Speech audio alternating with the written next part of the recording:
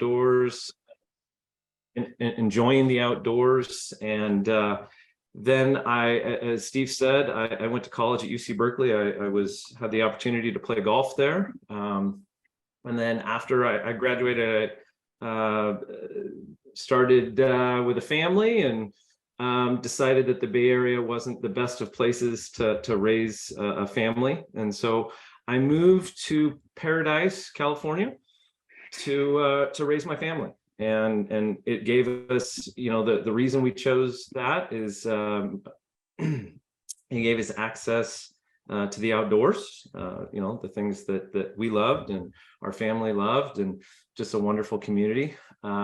I joined Interwest in 2017, and about a year later, we had the campfire. November 8th, 2018. That was a rough day. And to be honest, putting this presentation together was a little rough. And so I thought what I would do is just, share with you, the experience that we had as a family and really as a community, and the impact of this, ever-growing threat of wildfire to our businesses, to our homes, and really, to our ability to continue to love the outdoors and recreate in the outdoors. So with that, I'm going to tell you a little bit about what happened. Let's see. Why? Let's see. There we go. Okay. Obviously pictures of Steve and I. Okay. So November 8th, 2018, I actually was in Sacramento doing a training, and my family, I've got 5 children, and most of my kids were going to school, high school in Chico, so they weren't in town. But my wife and my youngest daughter were in Paradise. Both my wife and I owned a gym called Berkowitz Fitness, and my wife was working, and my daughter Araya was at school. Unbeknownst to us, at about 6:30 that morning, there was a fire that started about 7 miles from Paradise, and it spread to, when it was identified, it was about 10 acres in size. But that particular day, the winds were pretty high, so 30 to 40 mile an hour winds that day. And anybody that lived up in that Paradise area, we're up on a ridge, and there was a previous fire in 2008, and in that fire we learned some lessons. That roads out, we were really worried about congestion on the roads out. And so anytime there's high wind events in the area, we were always a little bit worried, right, if a fire were to start. So the previous day, PG&E had put out a warning with high winds that they might have to shut off power, that kind of thing. And so we were a little bit on alert, but 6:30 a.m. this fire starts. None of us knew. At about 8 o'clock, I received a call from my wife saying that the school was closing. The thought was maybe from smoke. They didn't say why the school was closing, but she was on her way to pick up our daughter. And I looked on the CAL FIRE website and the social media, and could see that there was a fire, but it didn't seem very close to town at that time. And what's really pretty wild is that the time that my wife was calling me, the fire had already reached Paradise. It's just that most of the residents, like most all the residents, were unaware that the fire was already in town. At its peak, the fire was traveling about 80 football fields per minute. The fire traveled, 7 miles, and when it hit town, it was about a 2-mile long wall that hit town. at a really high rate of speed. And on top of that, of course, with those high winds, there was embers that were flowing and blowing, starting spot fires kind of everywhere. And as you can see here, this was kind of at the peak. This is probably around noon. So at about 12 o'clock, the entire town. So the town, there's roughly 50,000 people that were living up on the ridge between the Paradise community, Magalia, and some of the surrounding communities. So about 50,000 people. So fire started at 6:30. It reached the town at about 8 a.m. And by about noon, the entire town was pretty well done. You can see there kind of an aerial photo. One of the issues that we had was that the town of Paradise was not the town itself was on the verge of bankruptcy and did not have very good emergency communication systems in place, and there was kind of a catastrophic failure of communication, which was one of the reasons why hardly anybody knew, and really until it was too late, that we had such a big fire. So I'm going to show you just a few images here, and these were images that my family took,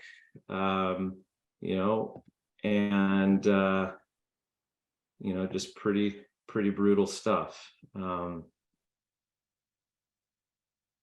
This picture right here, this was our gym, and we had bought that building about a year and a half before, and I personally remodeled it. Spent about 3-4 months of my life remodeling that thing.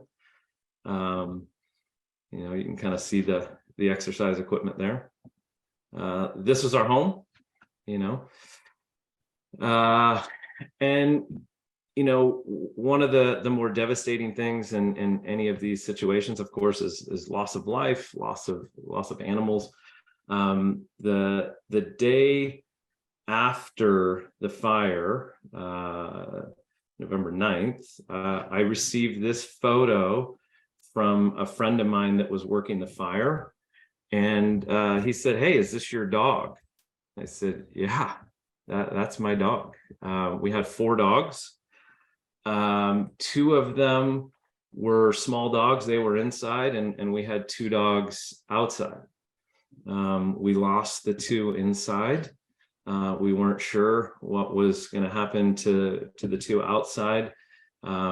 They survived somehow, and they just kept staying pretty close to what used to be our home, and we were able to go up and rescue them, which was pretty amazing. One of the things that about this fire is that 153,000 acres were burned. It raged for about 2 weeks. Almost 19,000 structures burned, so roughly 95% of all structures in the community burned.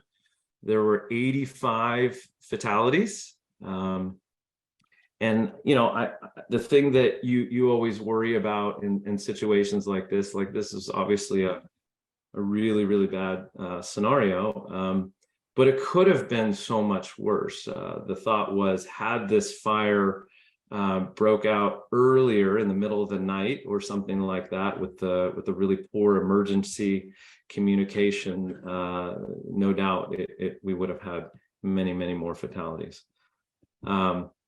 But a really, really devastating situation. And, about 50,000 people were displaced in the fire.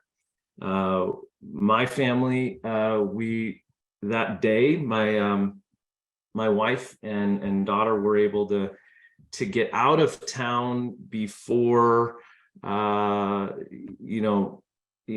weren't, their lives weren't threatened on their way down. They were able to get out early enough. But I had many, many close friends that had some quite harrowing experiences. I had some friends that worked at the hospital trying to get patients out. I had many friends that worked in CAL FIRE, law enforcement, and just there's so many heroic stories of just really amazing stuff.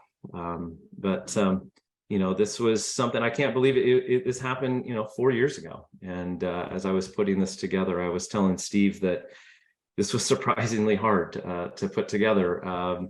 4 years ago, I would have thought that it would have been a little easier, but these memories are pretty vivid still. Jay, one of the questions we often ask is there a wildfire season? Because in this industry, we talk a lot about seasons. What was the date again that the campfire started? November 8th. November 8th. So for most people, we would think that was well beyond the fire season. And in the last couple of years, we've had wildfires in January. Yeah. So I'll let you proceed. Yeah, very true.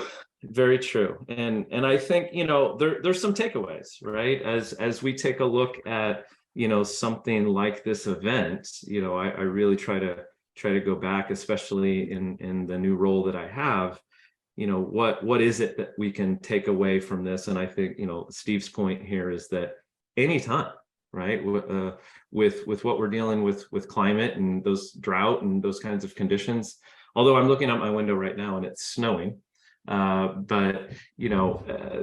think these really dramatic weather events, I think the main point is that this can happen. This is a real threat, and I don't think it's going away, right? And so the title of this presentation was Preparing for Disaster, and so I think one of the things about the campfire that was I think unique was how fast it happened, right? It was just incredibly fast. For that fire to travel that fast and to hit the community that fast, we just weren't ready. And so I think, unless you're really prepared for this kind of a disaster, when you really think about what you can do for your businesses, and we're going to spend the rest of the presentation really talking about some of the things that you can do to do your best to prepare for fires that you didn't start, right? I think when we think of fire prevention, we really think of, hey, we have to do everything we can to prevent an electrical fire or a debris fire or a campfire or those kinds of things that could easily be started on your property. And we of course have to be hyper vigilant to make sure that doesn't happen. But I think the lesson here is we also have to be equally prepared for fires that we did not start, right? And so we're going to talk a little bit about that. One of the things about the campfire, just in terms of cost, these are over 10 billion in insurable loss. Okay, over 10 billion in insurable loss. And Steve, I'm sure could talk a little bit about what that means, maybe a little later in the presentation, but that has consequences. The states, in terms of ranked by acres burned, you can see most of them are in the West, California being the worst. And just some basic trivia here. In 2022, there were over 66,000 wildfires in the US, which is a 263% increase since 1983, when we really started keeping track of this. Okay. As we look back on all of those fires, it appears that humans are the cause of 90% of those. Okay. And then the main causes of human-caused wildfire would be leaving campfires unattended, debris burns, equipment usage and malfunction, discarded cigarettes, and unfortunately arson. The average claim paid out by State Farm, I chose State Farm because that was the carrier that we had. The average claim paid out by State Farm for wildfire as of March 2022 was $224,000 per claim. So that's substantial.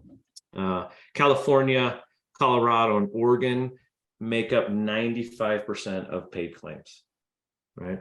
So definitely this is happening in the West. Okay. Now, as you are getting ready to, launch your seasons, April, May, June, as whatever those seasons are. And I know some of these facilities are open year round, but one thing I want you to think about is, there's a lot to get done to prepare for a season. There's a lot of training to get done. There's a lot of equipment to get put out. There's cleaning and organizing. There's so much to get done. As I've personally talked with many concessionaires about that scope of work, it's a lot. Okay. But in that process, inevitably safety loses. Right? Safety is one of those things. As you get so busy preparing for the season, it just kind of falls, and it's understandable, right? It is understandable, but I just want to remind you all that this is a threat that's probably worth a little bit of our effort, right? And more than that, Earl had talked about in his presentation, being more inclusive, because it's one of the main reasons is because it's helpful to your bottom line, right? And I also want to remind all of you that there's been some really heavy duty surveys done of everybody that loves to recreate outdoors, and the priorities from your potential guests, your potential customers, what they are telling us is that their number one priority is safety. They want to know that where they're going is going to be safe, right? So, the thing that Steve and I always like to say is that safety is just good business, right? And we just want to remind you of that, right? So priorities are safety, cleanliness, and cost, right? So safety is just good business. And this is coming straight from your potential customers. Okay. And so where does fire prevention fit in your priorities as you think about your season, as you think about, how much training you're going to dedicate, what is the investment that you're going to make on safety, and what is the potential return? And I would tell you that there are some things that you can do to really mitigate some of this risk, not all of it, right? I think one of the lessons from the campfire, defensible space matters, reducing fuel storage matters. We're going to talk a little bit about that, but it's not perfect, right? There were some amazing properties that had perfect defensible space and didn't really have any fuel loads, and they were still lost, right? But we work in the world of probabilities. And when you think probabilistically, what are things that we can do that's going to increase your chances of saving properties, saving your business, right? So we just want to ask that question.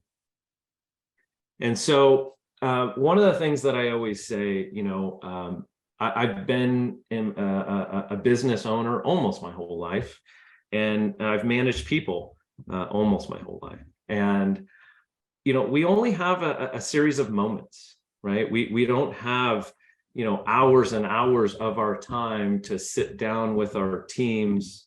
And so when you're thinking about these moments that you have with your team, how can you seize those moments? How can you engineer these moments in a way that really make an impact and really drive home the messaging that you need to mitigate some of these risks that we know are really increasing?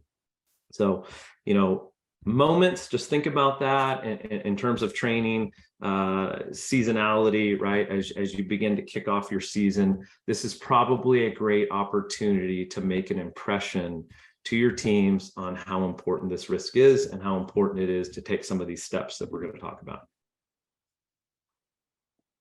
So what are some of the solutions? Hazard identification tools, right? Checklists. So one of the things that we always talk about is that, checklists can get pencil whipped, and, that's very true.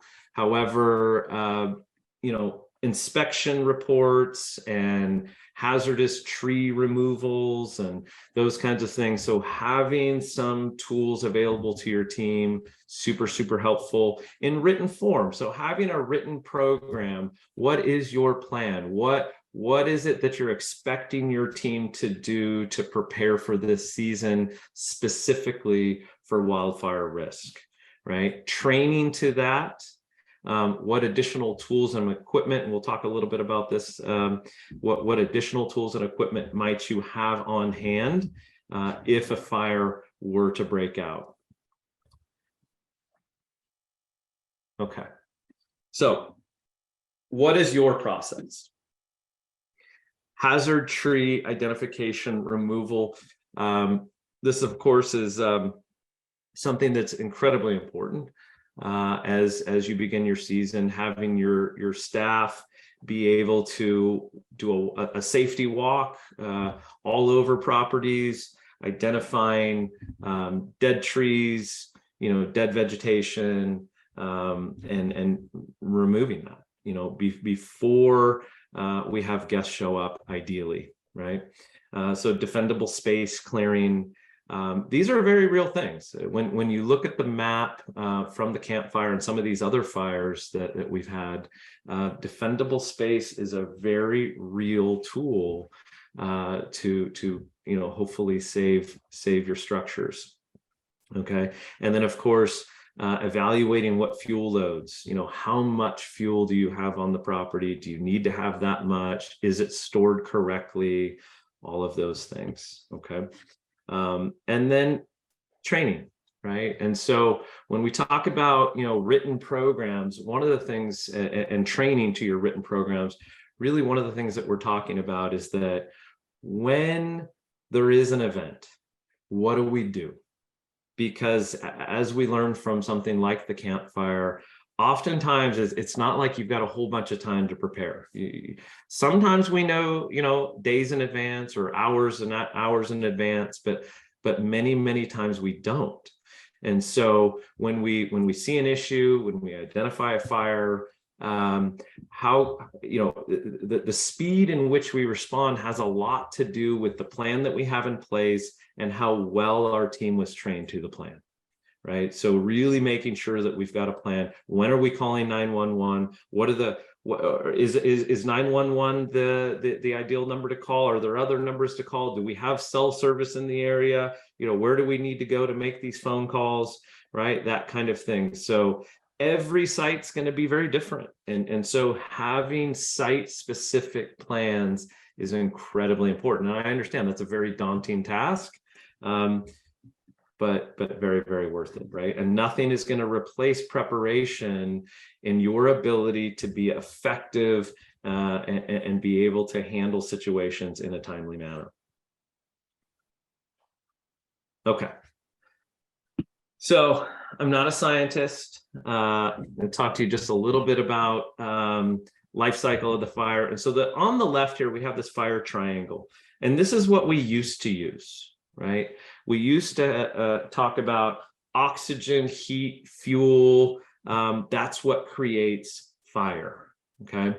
Over on the right side, we've got this fire tetrahedron, which we added an element here. We added a fourth triangle to the equation, which is that, yes, these are the ingredients are oxygen, heat, and fuel, but there's also a chain reaction that happens. There's a chemical reaction that happens which ignites the fire, okay? And that's a really important element. So as we have further, researched fire, adding that additional element becomes really, really important because there are some interesting technologies that have been developed to be able to disrupt that process. And so we're going to talk just for a few minutes about foam, right? So this is some specialty foam here. There's a picture of this foam that's been sprayed on a structure. And so here's some great things about this foam. So one, underwriters are warming up to it. In fact, we had an underwriter come to us with this idea, right? And so it's also, there's some really tragic stories in the campfire of people, trying to defend their homes with a garden hose, right? Just they raise, so, this is the nice thing about foam, is that we can apply it and evacuate, and it's just a much, much safer way to protect our structures.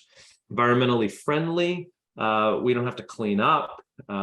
It will adhere to vertical structures, right? And it's also been engineered for class A, B, and C fires, which is really helpful, okay?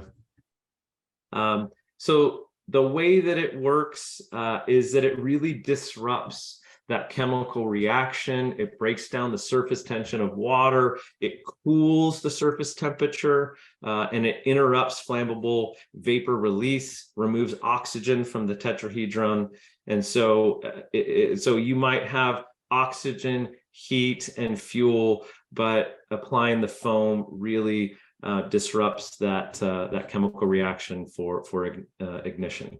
So super, super interesting technology. What's interesting about it too is that it's really accessible. There's lots of you can go something as basic as you can apply this through a garden hose, and at a very cheap cost. You can get a backpack for this, of course, depending on the size of structures. Mechanical education, these are still fairly decent prices for the kinds of defense that you get from it, right? You can go as big as a trailer. So one thing, as more and more of these fires and emergency alerts that are possible, this is a very real emergency alert that was received from one of our clients. And again, it can come up on you so fast. And when your team gets one of these alerts, do they know where to evacuate to? Do they know the process? Have they been trained? Are they ready? Right. And so those are really important questions to ask. And we have some time here, right? If we don't have these things in place, you have some time here to get them in place before the season kicks off. Okay. And I would highly recommend you spend some time doing that. Okay. Steve, I thought, hey, Jay, yeah, in the interest of time, Marilee and Warren, I know we started a bit later than we were scheduled to. We're happy to hear Earl's presentation. I've got several things we can talk about for a minute that I'm sure you're curious about, but it's noon. Some people may be wanting to drop off. What would you suggest? Shall we continue? Shall we break it there? I say continue, Steve. And if people need to go, they can drop off, but I would say carry on. And you're recording this, right? So people Yes. in theory could watch it later. We Okay, are, that's good yes. to know. So just, okay. So I would keep going forward. If we run over 15 minutes or so, that's fine. We took, we started you a half hour late, so that's fine. Okay, we'll keep it in the next 15 minutes for everybody on the call, I promise. So a couple of things that I want to touch on, and that is that this idea of defensible space, foam, preparation, all of that Jay just talked about, we would characterize as a narrative, meaning our clients and those that work with us who are attempting to obtain insurance or secure their existing insurance, they need to be able to articulate in a compelling written fashion what it is they're doing to achieve best practices for fire mitigation. We talked about probabilities, and I like to take a minute for those that don't truly understand insurance, and that is that the insurance business and the insurance industry has always been in the business of taking risk, and sometimes taking extremely high risk. Every space shuttle that went up was insured. Many of the ships that came over the sea from England to America were insured. That's the formation of Lloyd's of London. But the reality is, I also heard earlier today people talk about data. Risk predictability is what insurance companies base their pricing on. They like to know the probability of loss the probability of frequency of loss, the probability of dollars of loss, because they have to collect enough premium overall to cover their losses. If they don't do that, they go bankrupt. In the 9/11 disaster, there were insurance companies that failed as a result of not having enough assets to pay their losses. They didn't predict an event of that catastrophic nature. And we're starting to see a change in the insurance industry right now, unrelated to wildfire. We've seen interest rates spiking, fear of a recession, cost of capital becoming greater. And insurance companies are struggling with capacity to take risk. They're struggling with how much risk to take and what to charge for the risk they do take. And we're starting to see situations where if somebody has property in a high risk area like the woods, and they have a significant dollar value of improvements there, that it takes more than one insurance company to cover that. We recently had to use as many as 7 different insurance companies taking percentages, in some cases very small percentages of the risk, in order to put in place enough insurance to protect that risk. And the premiums were significant. And we started to see a change in the industry where underwriters will call us up and say, okay, you've asked us to give you an offer for insurance on this one location. We've made that offer to you. Are you going to take it? And we're saying, well, the client's still considering that. They aren't ready to make a decision. And the underwriters were saying to us, well, make that decision now because it's what we've got. And if you don't take it, I've got somebody else lined up to take it. And I've only got so much risk to take this year. These are changes in the insurance industry that we've never really experienced before.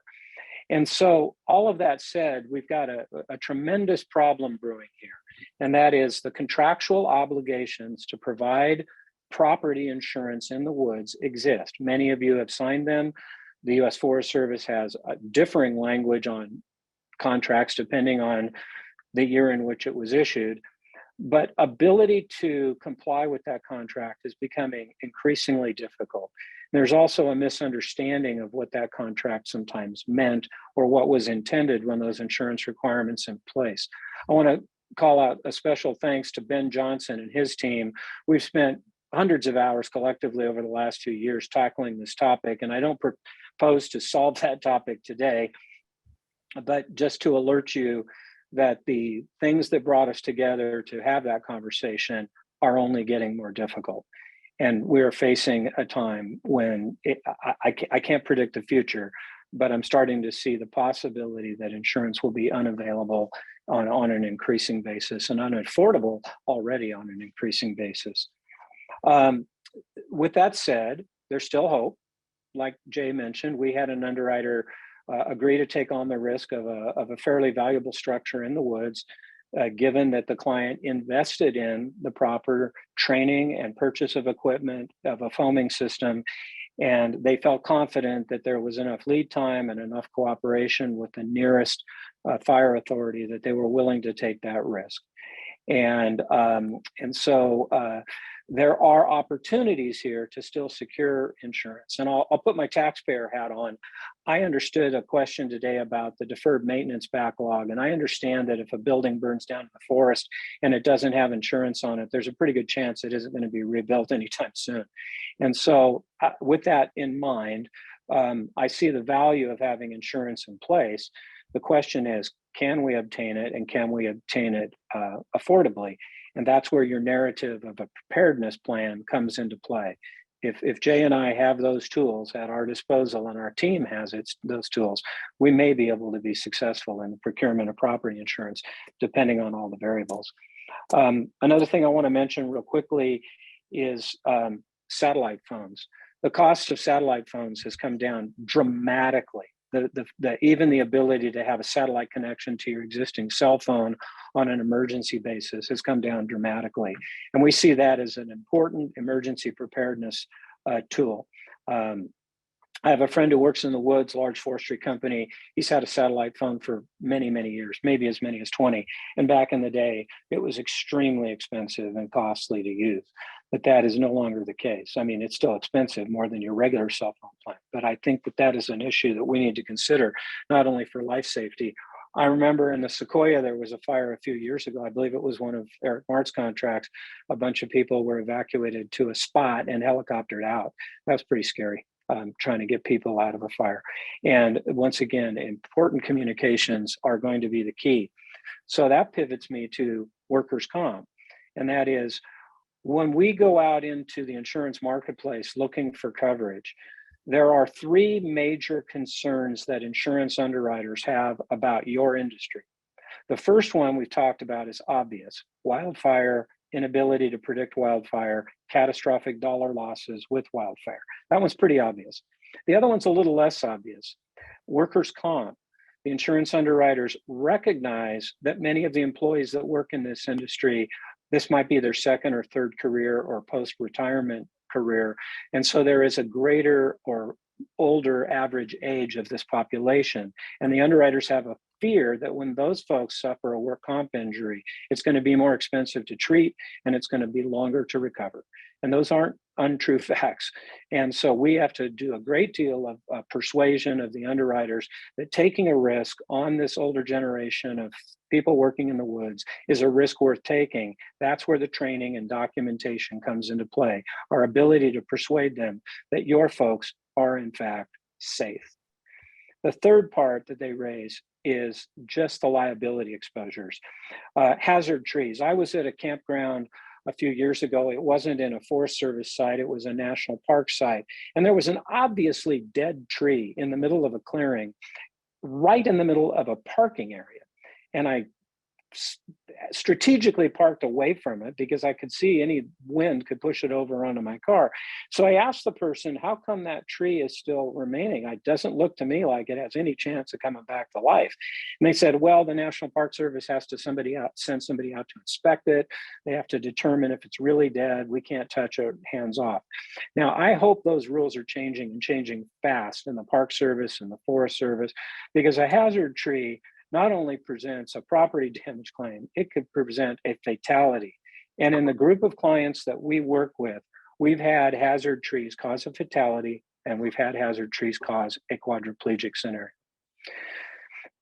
Third thing that's part of that liability exposure is water. Many of you have water, and there is a distinct fear of drowning and waterborne accidents, and the ability to point a finger or suggest there's liability on the part of either the agency or the concessionaire. When I heard a saying the other day that when bad things happen, somebody's always looking for somebody to blame. They just always do. It's human nature to blame somebody. Even if it's yourself, you look to find a reason to blame others. And so we've got to find a way to reduce the liability associated with waterborne exposure and the liability associated with that. And again, it comes back to training, comes back to documentation, comes being us able to tell a persuasive story to an underwriter that you're the best risk to take. And with that, I'm going to pause, ask if there are any questions. Warren, you've done a lot of this work and take this stuff to heart. I welcome any opportunity for feedback. I'm doing the NFRA meeting today. It's a conference. Well, I was just letting you know that I was doing this since our power's flickering. I'm not sure how long I'll be on it, but it's been holding for Somebody's not an hour muted. so far. Okay. It's boring. Somebody though. was not muted, but somebody's not muted and we're hearing you. I'm not sure you're aware of that. That's okay. Jay, any Yeah, I just closing let you know thoughts on your Camper's side? not doing very well today, and I tried to call the vet, but they're not answering. Kelly Ross, could you mute, please? Hold on, they're talking to me. Bye. Hello? Kelly Ross, could you mute? We all hear your conversation. There you go. Thank you. All right, go ahead, Steve. Okay, I think we've hit our major points. One other thing I'll throw out, because in the request to have this conversation with all of you, there's some feeling that the things like flood, wildfire, earthquake, these are the losses that insurance companies can't handle. And there is precedent for that. There is a federal backstop that backs insurance companies for terrorism now. There are hurricane government funds to back hurricanes and Florida. Not that that's the only place they occur. There is a national flood insurance program to tackle the flood exposures. What there lacks right now is any sort of national or statewide wildfire insurance backstop. And there are conversations taking place both federally and at the state level about the creation of some sort of fund. It is my professional opinion that we're going to continue to see increasing wildfire exposure, which in turn is we're going to see increasing withdrawal of insurance companies willing to take that risk. And if we don't collectively work toward motivating our legislators to creating a federal or statewide backstop for this particular exposure, I think it is very probable that wildfire insurance will become unavailable in the near future. And with that, I'll pause and ask if there are any questions. And other than that, we'll let you get on with your day. Steve, a couple questions. Do you know, how does someone get approval for using foam? Especially if they like for their private home on private land, and then if they have a business on Forest Service lands? I'm not aware of any need to get permission. In the early days of foam, there was some concern about the environmental damage that the foam could cause, a residue. But Jay, I'll turn to you. I'm pretty sure these things have been vetted thoroughly. Yeah, I'm pretty sure as well, right? And so the research that we've done has shown that they've really improved the products to the point that no permission is required as far as I know.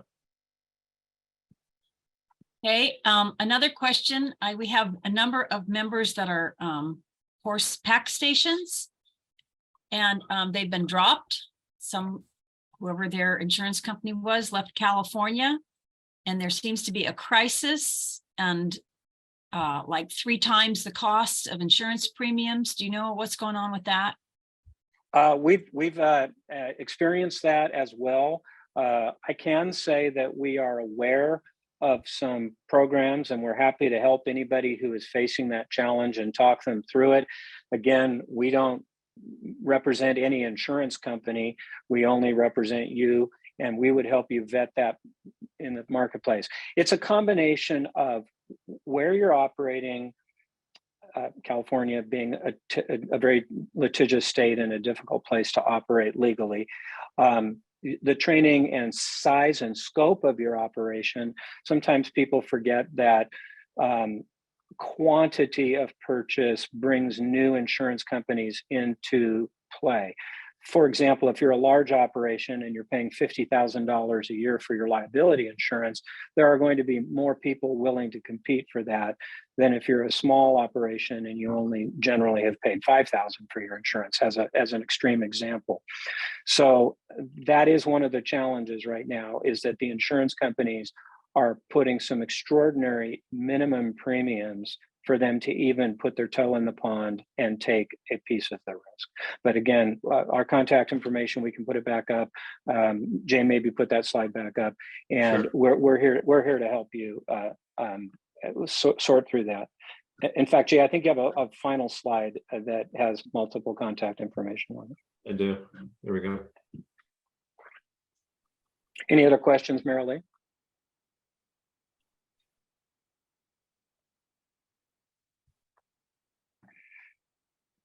I'm okay. Okay. On this slide, Brian Siemens, I want a special shout out to him. Brian is on the call today, but was not part of the presentation. Brian has worked with a number of the PAC stations and helped them sort through and identify what their options may be. I have a reply from someone. I'm not quite sure who it is, but it says it's Ben Johnson. Use of foam by a permit holder on Forest Service lands would surely need to be coordinated, if not approved by the local forest. I have not looked into the question, but that is my guess. Yep. Ben, I thank you for that comment. I would agree. I don't think the agency would want anything put into use that they hadn't vetted. we are certainly happy to be a part of that. We're not recommending any specific manufacturer, any vendors. We're not in that position to do that. But I can say that we've done the homework, and based on what we've learned, the products are safe. And if you want to set up some sort of a meeting to discuss that further, we're happy to participate, as we always are. Thank you guys very much. Okay, I hope this information was helpful. We value our participation with NFRA. Thank you for giving us the opportunity to serve you and serve your members. We're here to help, and anybody can call or reach out to any of us anytime, and we'll do our very best to help you figure out the solution. Great. Thanks Thank again. you very much. Thank you.